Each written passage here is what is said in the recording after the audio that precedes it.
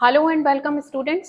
NMR spectroscopy हम पढ़ रहे हैं, बेसिक इंट्रोडक्शन का फर्स्ट लेक्चर हम कर चुके हैं कल। आज हम करेंगे अपना basic introduction of NMR spectroscopy का सेकंड लेक्चर है आज हमारा। चलिए थोड़ा सा रिकैप समझ लेते हैं। इसमें मैंने आपको बताया था कि न्यूक्लियर मैग्नेटिक रेजोनेंस स्पेक्ट्रोस्कोपी का जो बेसिक फंडा है वो कहाँ से आया है। तो उसमें हमने देखा था कि एटम की स्ट्रक्चर हमने समझी थी कि अगर ये एटम है और इसके बीच में ये न्यूक्लियस है, न्यूक्लियस के चारों तरफ ये इलेक्ट्रॉन्स ड्रॉ कर रखे हैं मैंने, ये चक्कर लगाते रहते हैं। और न्यूक्लियस के अंदर बेसिकली दो हमने सब एटॉमिक पार्टिकल्स देखे हैं यहाँ पर, प्रोटॉन और न्यूट्रॉन। ठीक है, तो इलेक्ट्रॉन्स ये मैंने यहाँ पर ड्रॉ किए हैं। इनका एंगुलर मोमेंटम हमने देखा था जो under root S of S plus one H upon two pi, H upon two pi under root से बाहर है। एस स्पिन क्वांटम नंबर है जो इलेक्ट्रॉन्स के लिए फिक्स होता है, हाफ। अब हमें ये तो पता है कि स्पिन क्वांटम नंबर इलेक्ट्रॉन्स के लिए हाफ होता है, पर किस डायरेक्शन में रहकर इलेक्ट्रॉन स्पिन कर रहा है, उसका ओरिएंटेशन क्या है। वो ऐसे रह के इधर इधर ऐसे स्पिन कर रहा है या इस तरह से ऐसे स्पिन कर रहा है, किधर उसका ओरिएंटेशन है वो हमें पता चलेगा मैग्नेटिक क्वांटम नंबर से। इसका ये हमने लिखा था इलेक्ट्रॉन के लिए है, इसलिए मैं इसे मैग्नेटिक क्वांटम नंबर को एम ई लिख रही हूँ। M E is equal to 2s plus 1। इससे हम मैग्नेटिक क्वांटम नंबर निकाल सकते हैं। तो मैग्नेटिक क्वांटम नंबर हमारा आया है एस। स्पिन क्वांटम नंबर हमने यहाँ पर हाफ रखा, 2 से 2 कैंसिल हो गया 2। तो मैग्नेटिक क्वांटम नंबर 2 का मतलब है कि इलेक्ट्रॉन दो डायरेक्शंस में खुद को ओरिएंट कर सकता है। तो इलेक्ट्रॉन के लिए फिक्स है स्पिन क्वांटम नंबर, इसलिए magnetic quantum number plus half और माइनस हाफ, या तो प्लस हाफ में जाएगा या फिर माइनस हाफ। ठीक है, इस तरह से हमने ये निकाला था।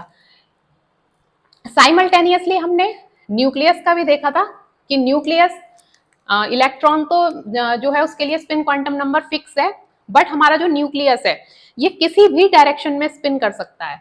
ये इधर भी कर सकता है, ये ऊपर भी कर सकता है, ये नीचे भी कर सकता है, किधर भी कर सकता है, ये कहीं भी स्पिन कर सकता है न्यूक्लियस। तो इसके लिए जो है इस कंडीशन को, न्यूक्लियस किसी भी डायरेक्शन में जो स्पिन कर रहा है उस कंडीशन को कहा जाता है डीजेनरेटेड स्टेट ऑफ न्यूक्लियस। तो हमने न्यूक्लियस के लिए भी हमने ये देखा था एंगुलर मोमेंटम, क्योंकि अगर रोटेट कर रहा है तो इसका कुछ एंगुलर मोमेंटम जैसे इलेक्ट्रॉन्स का है न्यूक्लियस का भी होगा। तो न्यूक्लियस का एंगुलर मोमेंटम था under root I of I plus one H upon two pi. S की जगह सिर्फ हमने आई लिखा है क्योंकि वहां पर एस हम कह रहे हैं इलेक्ट्रॉन का स्पिन क्वांटम नंबर और यहाँ पर आई हम कह रहे हैं न्यूक्लियस का स्पिन क्वांटम नंबर। ठीक है, तो ये आई हमने कहा कि स्पिन क्वांटम नंबर इसके लिए फिक्स नहीं है, उसके लिए फिक्स है क्योंकि इलेक्ट्रॉन सिर्फ एक होता है, उसके लिए स्पिन क्वांटम नंबर फिक्स हो गया। बट न्यूक्लियस के अंदर प्रोटॉन और न्यूट्रॉन होते हैं, हर न्यूक्लियस के अंदर प्रोटॉन और न्यूट्रॉन का नंबर अलग होता है, इसलिए इसका स्पिन क्वांटम नंबर भी फिक्स नहीं होता। और जब स्पिन क्वांटम नंबर फिक्स नहीं है तो हमें नहीं पता कि जो है न्यूक्लियस किस डायरेक्शन में रहकर स्पिन कर रहा है, तो मैग्नेटिक क्वांटम नंबर भी उसके अलग अलग होते हैं। ये हम आगे और डिटेल में करेंगे अभी। तो फिलहाल मैंने आपको फर्स्ट लेक्चर में ये बताया था। और जो न्यूक्लियस का स्पिन क्वांटम नंबर तो अलग अलग होते हैं। मैग्नेटिक क्वांटम नंबर अगर हम देखें तो उसमें 2s प्लस 1 है ये, और न्यूक्लियस के लिए 2i प्लस 1। न्यूक्लियस की बात हो रही है इसलिए मैं यहाँ पर मैग्नेटिक क्वांटम नंबर को mn से शो कर रही हूँ। mn is equal to 2i plus 1, जहां पर i है न्यूक्लियस का स्पिन क्वांटम नंबर। ठीक है, अब मान लीजिए फॉर एग्जाम्पल मैंने माना न्यूक्लियस का स्पिन क्वांटम नंबर हाफ है फॉर एग्जाम्पल। ठीक, तो अगर मैं यहाँ पर रख दूं इसको हाफ को, हाफ वैल्यू, तो क्या आएगा magnetic quantum number for nucleus 2। तो इसका मतलब है 2 आने का मतलब ये होगा कि किस किस डायरेक्शन, मतलब दो ही डायरेक्शन में ये ओरिएंट हो सकता है, या तो ये ऐसे ओरिएंट होगा या तो ये ऐसे ओरिएंट होगा, बीच का कोई ऑप्शन नहीं है अगर उसका स्पिन क्वांटम नंबर न्यूक्लियस का हाफ है। वैसे इसका स्पिन क्वांटम नंबर बहुत सारे हो सकते हैं, आगे हम और पढ़ेंगे, हाफ हो सकता है, 3/2, 1, 2 कुछ भी हो सकता है, बट यहाँ पर मैंने समझाने के लिए इतना बताया। आई होप इतना आपको समझ आ गया होगा, ये प्रीवियस लेक्चर में हम इतना कर चुके हैं। हमने वहां पर देखा था कि हमारा जो ये तो हमारा न्यूक्लियस हो गया, फिर हमने देखा था, ये हमने बहुत ही simple right hand thumb rule से समझा था कि जो हमारा न्यूक्लियस है रोटेट कर रहा है तो उसका इलेक्ट्रिक फील्ड भी है, उसका मैग्नेटिक फील्ड भी है, और अगर उसका मैग्नेटिक फील्ड है तो उसका नॉर्थ पोल कहाँ है, उसका साउथ पोल कहाँ है। ठीक है, क्लियर हो गई थी ये बात कि कोई भी चार्ज है वो अगर रोटेट कर रहा है तो वो अपने चारों तरफ इलेक्ट्रिक फील्ड और मैग्नेटिक फील्ड डेवलप कर लेता है। तो क्योंकि हमारा न्यूक्लियस भी स्पिन कर रहा है, तो उसका भी मैग्नेटिक फील्ड है, इलेक्ट्रिक फील्ड है, और हमारे इलेक्ट्रॉन है वो स्पिन भी कर रहे हैं और इधर चक्कर भी लगा रहे हैं, तो उनका भी इलेक्ट्रिक फील्ड है, मैग्नेटिक फील्ड है। ठीक है, तो अगर इसका मैग्नेटिक फील्ड है तो इसका नॉर्थ और साउथ पोल कहाँ है? राइट हैंड थंब रूल से हमने समझ लिया था, ये north pole south pole. Current की डायरेक्शन में हमने लगाया ऊपर नॉर्थ नीचे साउथ, और अपोजिट डायरेक्शन में एस और एन, साउथ और नॉर्थ। तो ये हमारा जो मैग्नेट न्यूक्लियस है ये एक मैग्नेट की तरह काम करता है। ठीक है, ये मैंने ब्रीफ में बता दिया है। अब और अच्छी तरह इसको फर्स्ट लेक्चर आप मेरा देखें, इसको मैं लिंक डिस्क्रिप्शन बॉक्स में दे दूंगी।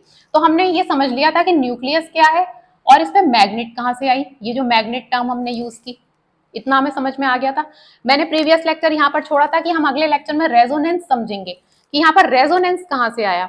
तो चलिए समझते हैं। देखिए,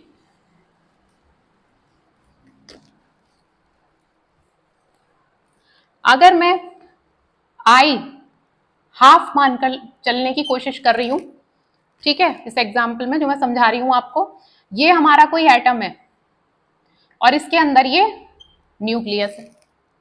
ठीक है, न्यूक्लियस हमें पता है इसके अंदर बेसिकली प्रोटॉन है और न्यूट्रॉन है, पॉजिटिवली चार्ज होता है, इलेक्ट्रॉन घूम रहे हैं चारों तरफ। क्लियर है? इतना तो बहुत बेसिक चीज है। अब क्योंकि हमारा ये जो न्यूक्लियस है स्पिन कर रहा है, इसलिए इसके चारों तरफ मैग्नेटिक फील्ड है, नॉर्थ पोल है, साउथ पोल है। क्लियर है इतना? ठीक है, अब मैंने क्या किया, इसके दोनों तरफ एक मैग्नेटिक फील्ड लगा दिया, मैग्नेटिक फील्ड जिसका नॉर्थ पोल इधर है और इस मैग्नेट का साउथ पोल इधर है, नॉर्थ इधर है, इसका नॉर्थ इधर है और साउथ इधर है। ठीक है, अब न्यूक्लियस को मैं इस तरह से बना लेती हूं,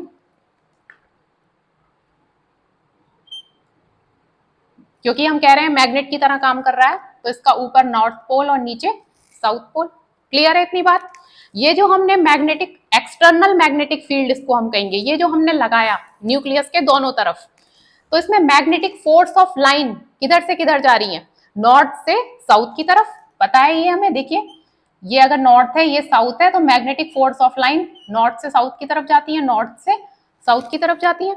तो इसमें क्या हो रही है, ये ऐसे करके जा रही है नॉर्थ से साउथ की तरफ, मतलब इसके चारों तरफ एक मैग्नेटिक फील्ड हमने अप्लाई कर दिया, magnetic force of line show कर रही है, मैग्नेटिक फील्ड है इसके चारों तरफ। ठीक है, अब जैसे ही हमने ये एक्सटर्नल मैग्नेटिक फील्ड लगाया, तो रूल क्या कहता है, क्या होगा इस न्यूक्लियस का जिसमें नॉर्थ और साउथ पोल बने हुए हैं, कौन किसकी तरफ अट्रैक्ट होगा? नॉर्थ पोल, और नॉर्थ पोल में रिपल्शन होता है, साउथ और साउथ में रिपल्शन होता है, पता है हमें ये। ठीक है, और नॉर्थ और साउथ में अट्रैक्शन है और साउथ और नॉर्थ में अट्रैक्शन है, नॉर्थ साउथ में अट्रैक्शन है। तो ये न्यूक्लियस क्या करेगा, इसके लिए इजी क्या है कि ये अपने हमारा जो मैग्नेटिक फील्ड है, एक्सटर्नल मैग्नेटिक फील्ड, ध्यान से समझिए, जो हमारा एक्सटर्नल मैग्नेटिक फील्ड है इसकी डायरेक्शन में खुद को अलाइन कर लेगा। खुद को क्या कर लेगा ये? अलाइन। अलाइन करने का मतलब क्या है? इसका एन ऊपर था, एस नीचे था, अब ये क्या करेगा, इस तरह से आ गया ये कि इसका एस तो एन की तरफ आ गया और एन इसकी तरफ आ गया। इस तरह से ये, मतलब ये इसके लिए इजी है, जहां पर अट्रैक्शन होगा ये उधर की तरफ चला जाएगा। इसका साउथ पोल नॉर्थ के लिए अट्रैक्शन फील कर रहा है, वो उधर आ गया, और ये नॉर्थ इसकी तरफ आ गया, तो ये एक्सटर्नल मैग्नेटिक फील्ड के अकॉर्डिंग अलाइन हो गया हमारा न्यूक्लियस। ठीक है, क्योंकि हम न्यूक्लियस एक टिनी मैग्नेट की तरह काम कर रहा है, इसलिए मैंने यहाँ पर इसके साउथ और नॉर्थ पोल शो किए। आई होप इतना समझ आ गया होगा आपको। अब ये जो हमारा एक्सटर्नल मैग्नेटिक फील्ड है, इसकी जो स्ट्रेंथ है, इसकी स्ट्रेंथ मैं मान रही हूँ एच नॉट, एच नॉट मान रहे हैं भाई, डिपेंड करता है हमने कितनी स्ट्रेंथ का मैग्नेटिक फील्ड लगाया। मैग्नेट आपने देखे होंगे, कुछ वीक होती हैं कुछ स्ट्रांग होती हैं, तो कितनी स्ट्रेंथ का लगाया हमने, इस पर डिपेंड करता है कि ये कैसे अलाइन हुआ। ये अलाइन तो ऐसे ही होगा, नॉर्थ पोल साउथ की तरफ और साउथ नॉर्थ की तरफ, इस तरह अलाइन होगा, पर हमने कितनी स्ट्रेंथ का लगाया वो हम एच नॉट मान रहे हैं। अप टू 25,000 अगर इसकी यूनिट हम मान रहे हैं मैग्नेटिक फील्ड की गॉस में, तो 25,000 गॉस अप टू, इतना मैग्नेटिक फील्ड होना चाहिए इसको अलाइन करने के लिए। अगर हम टेस्ला में कहें, कई यूनिट्स हैं इसकी टेस्ला, तो ये 2.5 टेस्ला स्ट्रेंथ का हमने मैग्नेटिक फील्ड लगा दिया, ठीक है, फॉर एग्जाम्पल, क्योंकि 1 gauss is equal to 10⁻⁻⁴ tesla. Clear है इतना? मैग्नेटिक फील्ड की जो यूनिट है ये गॉस और टेस्ला, ठीक। तो 25,000 गॉस या 2.5 टेस्ला की हमने मैग्नेटिक फील्ड लगाया अपने न्यूक्लियस के दोनों तरफ। तो न्यूक्लियस ने खुद को अलाइन कर दिया मैग्नेटिक, जो एक्सटर्नल मैग्नेटिक फील्ड है उसके अकॉर्डिंग, ठीक। अब ये जो न्यूक्लियस है हमारा आ गया किसमें? लो पोटेंशियल एनर्जी में। ये अब लो पोटेंशियल एनर्जी में है इस टाइम, लो पोटेंशियल एनर्जी, ऐसे शो कर सकते हैं हम इसे।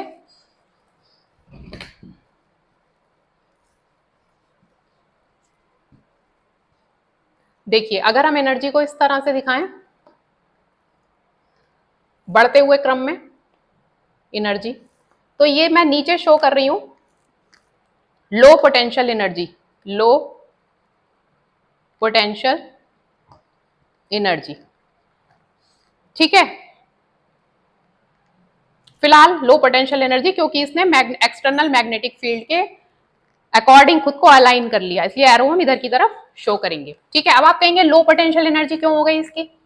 अब लो पोटेंशियल एनर्जी आप ऐसे समझ सकते हैं कि ये इस तरह से अलाइन है, आप इसको हाथ से पकड़ के घुमाने की कोशिश करिए, मतलब नॉर्थ को नॉर्थ की तरफ और साउथ को साउथ की तरफ, किया भी होगा लोअर क्लासेस में। ये इसको उठाया हमने, ऐसे करके पलटने की कोशिश की, सपोज कर रहे हैं, तो हमें अपने हाथ में एक पावर फील होगी, क्योंकि इसमें रिपल्शन है, तो रिपल्शन की तरफ ले जाना, हम जहां से वो रिपल्शन हो रहा है उधर ही हम ले जाने की कोशिश कर रहे हैं, एन को एन की तरफ, एस को एस की तरफ, तो हमें पावर लगानी पड़ रही है, एनर्जी चाहिए हमें उसके लिए।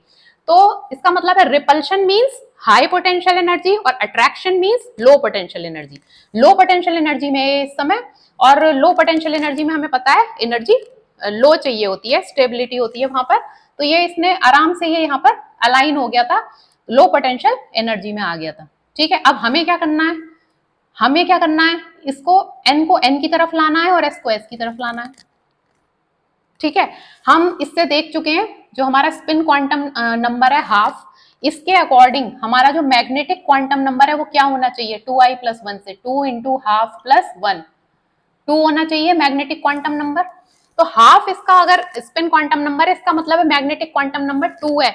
ये जो न्यूक्लियस है दो ही डायरेक्शंस में अलाइन हो सकता है, या तो ये अब जैसे हुआ है अलाइन इस तरह से लो पोटेंशियल एनर्जी में, या फिर हाई पोटेंशियल एनर्जी में। अगर हम इसे फ्लिप कर दें, घुमा दें इनसे, एन को एन की तरफ ले आए और एस को एस की तरफ ले आए, आया समझ इतना? स्पिन क्वांटम नंबर हाफ है, मैग्नेटिक क्वांटम नंबर 2 हमें बता रहा है कि ये न्यूक्लियस सिर्फ दो ही डायरेक्शन में अलाइन हो सकता है, या तो लो पोटेंशियल एनर्जी में या फिर हाई में। लो में तो ये इस समय है, जैसे ही हमने एक्सटर्नल मैग्नेटिक फील्ड लगाया ये लो पोटेंशियल एनर्जी में आ गया।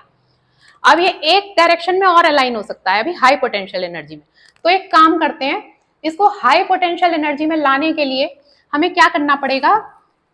ऐसा करते हैं कि इसे थोड़ी सी एनर्जी देते हैं, इसको कुछ एनर्जी मिलेगी तो ये फ्लिप कर जाएगा, क्योंकि हाई पोटेंशियल एनर्जी जैसे कि मैंने कहा हाथ से भी हम घुमाने की कोशिश करेंगे तो हाथ में पावर फील होगी, तो रिपल्शन हमें इसे फ्लिप करने के लिए एन को एन के और एस को एस के सामने लाने के लिए, मतलब रिपल्शन करने वाले पोल्स को सामने लाने के लिए एनर्जी तो देनी पड़ेगी इसे, तभी ये फ्लिप करेगा। हमें इसे फ्लिप कराना है, नॉर्थ पोल को नॉर्थ के सामने और साउथ पोल को साउथ के सामने लाना है, तो एनर्जी देते हैं इसे।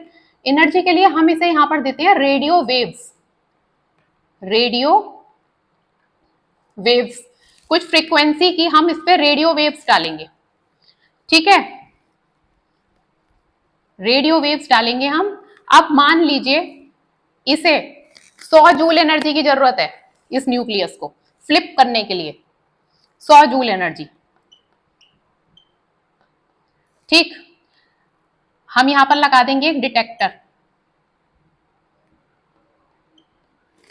ठीक है। अब यहां पर एक बात बता देती हूं आपको, दो मेथड्स हैं एनएमआर में, यूवी और आईआर में क्या पढ़ा था हमने? रेडिएशन जो हम डालते थे यूवी और आईआर, उनकी फ्रीक्वेंसी चेंज कर देते थे, बढ़ा देते थे, ठीक है। यहां पर क्या है? दो मेथड्स होती हैं, या तो हम इसकी फ्रीक्वेंसी बढ़ाएं रेडियो वेव्स की और इसको फ्लिप कराएं न्यूक्लियस को, मैग्नेटिक फील्ड हम इसको फिक्स रखें जितना हमने लगाया है और इसकी फ्रीक्वेंसी बढ़ाते रहें, ये जहां फ्लिप कर जाएगा हमें सिग्नल मिल जाएगा। दूसरी कंडीशन क्या है, इसको फिक्स कर दें रेडियो वेव्स को और मैग्नेटिक फील्ड की स्ट्रेंथ बढ़ा दें, जहां पर इसको अपने जितनी इसको एनर्जी चाहिए वो मिल जाएगी, वहां पर ये सिग्नल दे देगा। तो या तो इसकी फ्रीक्वेंसी बढ़ा सकते हैं या इसकी बढ़ा सकते हैं। तो जनरली जो मेथड यूज, इसको अगर हम इसकी बढ़ाते हैं तो इसको हम कहते हैं रेडियो, या हम लिखेंगे इसे फ्रीक्वेंसी स्वीप मेथड। फ्रीक्वेंसी बढ़ाई जाएगी, मैग्नेटिक फील्ड फिक्स कर दिया जाएगा, ठीक है। और अगर मैग्नेटिक फील्ड बढ़ाते हैं, मैग्नेटिक फील्ड की जो स्ट्रेंथ है वो बढ़ाते हैं, तो हम इसको कहेंगे फील्ड स्वीप मेथड। ये फील्ड स्वीप मेथड कहलाएगी। अगर इसे बढ़ाएंगे और उसे फिक्स कर देंगे, इन दोनों में से एक को फिक्स करना है और एक की स्ट्रेंथ बढ़ानी है हमें, ठीक है। तो जनरली ये वाली मेथड यूज की जाती है। फील्ड इसको फिक्स कर दिया जाता है रेडियो वेव्स की फ्रीक्वेंसी को, और इसे बढ़ाया जाता है, ठीक है। तो जब ये हम करेंगे और इसे 100 जूल एनर्जी चाहिए, फॉर एग्जांपल इसे 100 जूल एनर्जी चाहिए, हम इसको दे रहे हैं रेडिएशन, इसको 100 जूल एनर्जी, 1 दी 2 3 4, ये कुछ भी जो है एब्जॉर्ब नहीं कर रहा। एनएमआर स्पेक्ट्रोस्कोपी एब्जॉर्प्शन स्पेक्ट्रोस्कोपी, ये एब्जॉर्ब नहीं कर रहा। 1 2 4 जूल, इसे 100 जूल चाहिए, ठीक है। सारे के सारे जो हमारे रेडियो वेव्स हैं ये यहाँ पे 100% ट्रांसमिटेंस दिखाएगा। 2 4 5 6 10 20 40 50 ये सब ट्रांसमिट हो रहे हैं, डिटेक्टर पे आ रही है ये सारी रेस रेडियो वेव्स, और सब ट्रांसमिट हो रही हैं, सब ट्रांसमिट हो रही हैं, ये कुछ एब्जॉर्ब नहीं कर रहा। जहां पर इसको 100 जूल जितनी एनर्जी से फ्लिप करने के लिए चाहिए उतनी एनर्जी से मिल जाएगी, वहीं पर ये फ्लिप कर जाएगा। इसका नॉर्थ पोल इधर आ जाएगा और साउथ पोल इधर आ जाएगा, और जैसे ही ये फ्लिप होगा वहीं पर हमें क्या होगा, सिग्नल मिल जाएगा। देखिए इस तरह से ये स्ट्रेट लाइन शो कर रही है ट्रांसमिटेंस, 10 20 30 40 50 जूल तक तो ये सब ट्रांसमिट हो रही है, सब ट्रांसमिट हो रही है। जैसे ही 100 जूल इसको एनर्जी मिलेगी ये फ्लिप करेगा और हमें यहाँ पर एक शार्प सिग्नल डिप मिल जाएगी इस तरह से, और फिर ये इस तरह से ट्रांसमिट होती जाएंगी 100 के बाद। तो इसका मतलब ये है कि ऐसा नहीं है इसे जितनी भी एनर्जी दो वो सब ये एब्जॉर्ब कर लेगा, ये एब्जॉर्ब वही करेगा जितनी इसे एनर्जी चाहिए। अगर इसे 100 जूल चाहिए तो ये 100 को ही एब्जॉर्ब करेगा। जो क्वांटम वर्ल्ड में जो एटम्स हैं दे आर नॉट ग्रीडी, ऐसा नहीं है कि उन्हें 50 60 या 100 के बाद देंगे तो वो एब्जॉर्ब करते चले जाएंगे। उन्हें जितनी एनर्जी चाहिए वो उतनी ही एनर्जी लेंगे और फ्लिप कर जाएगा हमारा न्यूक्लियस, हमें सिग्नल मिल जाएगा, और यहीं पर हम कह देंगे कि हमारा एनएमआर हो गया, ठीक है। अब जब ये फ्लिप कर गया, नॉर्थ इधर आ गया और साउथ इधर आ गया, इस तरह से मैग्नेटिक फील्ड के अपोजिट, एन के सामने एन आ गया और एस के सामने एस आ गया, ये कंडीशन आ जाएगी यहां पर, इसे हम कहेंगे हाई पोटेंशियल एनर्जी में आ गया। अब ये हाई पोटेंशियल एनर्जी, अब क्योंकि ये अप्लाइड मैग्नेटिक फील्ड के अपोजिट गया है ये, तो मैं इसको इस डायरेक्शन में एरो से शो करूंगी। बुक्स में इसी तरह से शो किया हुआ है कि लो पोटेंशियल एनर्जी, क्योंकि ये एक्सटर्नल मैग्नेटिक फील्ड के अकॉर्डिंग अलाइन हुआ है तो हमने इसे राइट साइड में एरो बनाया है। अब क्योंकि ये अपोजिट जा रहा है, एक्सटर्नल मैग्नेटिक फील्ड के अपोजिट ही तो चला गया भाई। एक्सटर्नल मैग्नेटिक फील्ड तो चाहता है कि साउथ पोल के सामने नॉर्थ पोल आए और इस नॉर्थ के सामने साउथ आए, यही तो चाहता है। तो पहले तो ये इसी उसमें अलाइन हुआ था, अट्रैक्शन मींस अट्रैक्शन की तरफ हुआ था, अट्रैक्शन मींस लो एनर्जी, तब ये लो एनर्जी में था न्यूक्लियस। हमने इसे रेडियो वेव्स दी और इसको फ्लिप कराया, एनर्जी दी हमने इसे, जितनी एनर्जी चाहिए इसे फ्लिप होने के लिए, नॉर्थ के सामने नॉर्थ आने के लिए, साउथ के सामने साउथ आने के लिए। अब आप समझ सकते होंगे कि जैसे मैंने बताया कि इसको फ्लिप कराने के लिए एनर्जी चाहिए होती है, ऐसा नहीं है भाई इजीली तो वो इसी उसमें कंडीशन में आएगा, ठीक है, लो पोटेंशियल एनर्जी में। अगर हम चाहते हैं कि इसे फ्लिप कराएं तो हमें इसे एनर्जी देनी पड़ेगी, ठीक है। तो जब ये फ्लिप कर गया और एन के सामने एन आ गया और एस के सामने एस आ गया, तो अब इसे वो एनर्जी मिल गई जितनी इसे चाहिए थी। इसी कंडीशन को हम कह देंगे रेजोनेंस। जैसे मैंने आपको फर्स्ट लेक्चर में बताया था अपने, रेजोनेंस जहां पर फ्रीक्वेंसी या एनर्जी मैच कर जाए उसे ही तो हम कहते हैं रेजोनेंस, की यहाँ पर हम कह देंगे रेजोनेंस हो गया। तो यहाँ पर रेजोनेंस होगा, जितनी इसे एनर्जी चाहिए उतनी इसे मिल गई, फ्लिप होने के लिए जितनी एनर्जी चाहिए, हमें यहाँ पर सिग्नल मिल गया, एनएमआर हमने कह दिया, एनएमआर हो गया, इसी को हम रेजोनेंस कह देंगे, ठीक है। तो इस तरह से जो हमारा न्यूक्लियर एनएमआर स्पेक्ट्रोस्कोपी है, इसमें यही होता है, एक टेस्ट ट्यूब में हमें सैंपल दे दिया जाता है, दोनों तरफ उसके मैग्नेटिक फील्ड लगा देते हैं, ठीक, एक्सटर्नल मैग्नेटिक फील्ड क्या होता है, सैंपल के अंदर, ये तो मैं सिर्फ एक न्यूक्लियस की बात कर रही हूँ, सैंपल जो मिलेगा उसमें बहुत सारे न्यूक्लियस होंगे, सैंपल की कुछ क्वांटिटी होगी, ठीक है। सारे न्यूक्लियस एक्सटर्नल मैग्नेटिक फील्ड के अकॉर्डिंग इस तरह से अलाइन हो जाएंगे। ये नॉर्थ है तो नॉर्थ के सामने यहाँ पर एस आ जाएगा, ये एस है तो इसके सामने यहाँ पर एन आ जाएगा, ठीक है। अब ये तो लो पोटेंशियल एनर्जी स्टेट हो गई। हमें अगर इसे फ्लिप कराना है, इस तरह से घुमाना है इसे, तो हम ऊपर से देंगे रेडियो वेव्स, कुछ फ्रीक्वेंसी की रेडियो वेव्स दी जाएंगी इसे।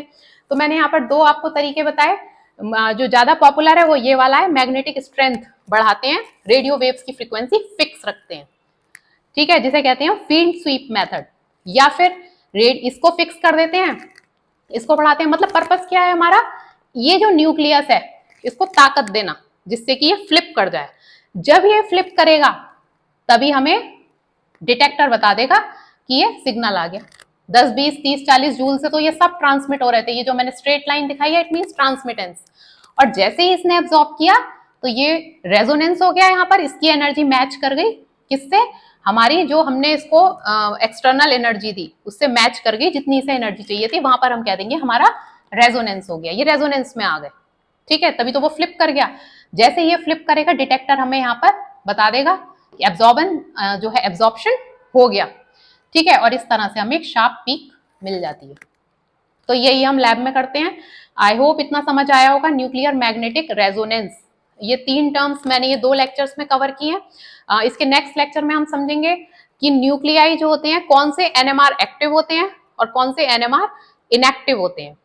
Thank you.